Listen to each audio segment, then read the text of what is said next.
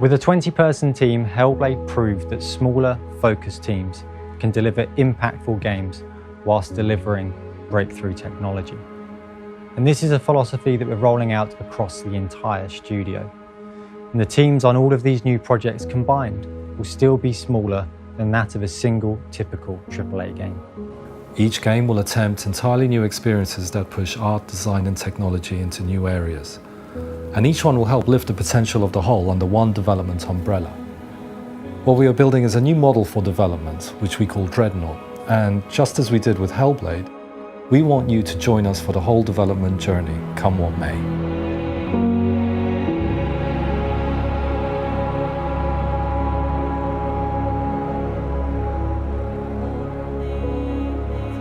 We have a new calling, to be different, to take more creative risks and help inspire others to do the same.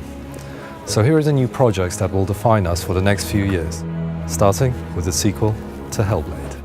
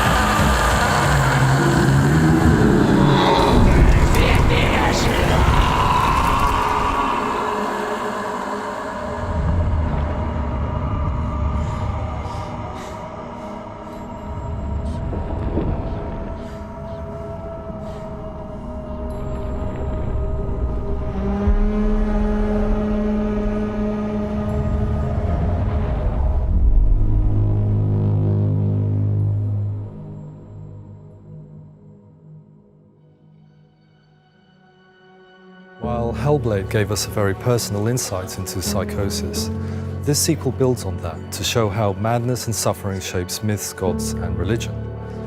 Our goal is to make an experience comparable to the epic myths and sagas of old.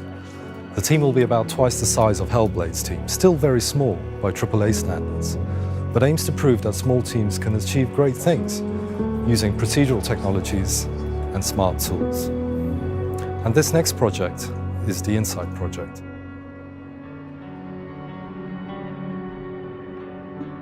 The Insight project is a rare example of artists, scientists and mental health experts coming together to tackle one of the most pressing challenges of our time, mental suffering.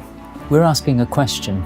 Could we combine the best of game design and technology with cutting-edge clinical neuroscience and psychiatry to help with mental suffering and to promote mental well-being? This became the Insight project.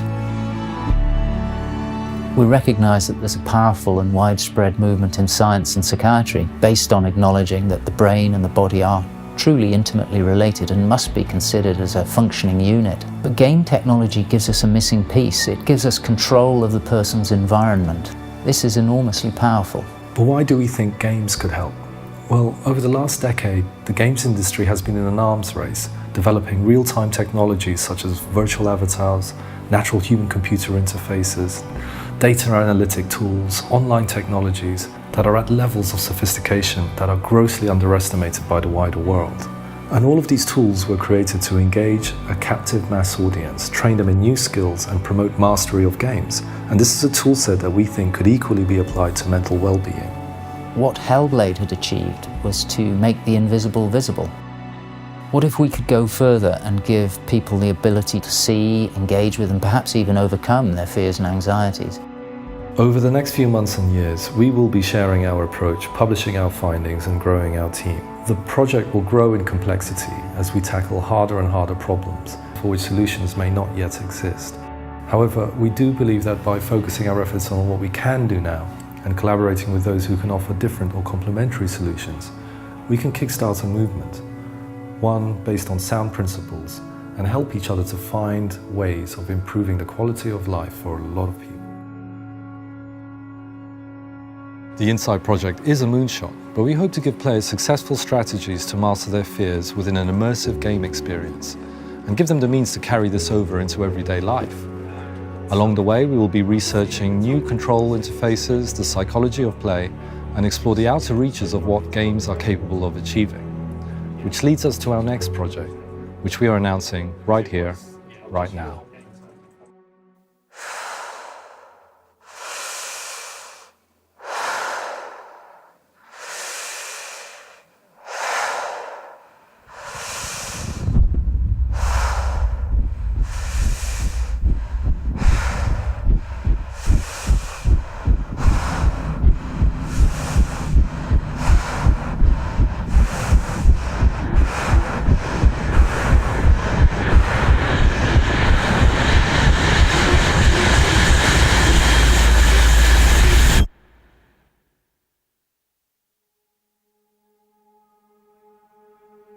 Project Mara will be a real-world and grounded representation of true mental terror.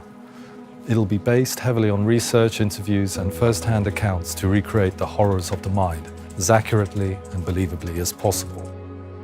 At the heart of it is the character that drives it. The game only features one character and one location. It is an experimental project and a showcase of what could become a new, immersive storytelling medium.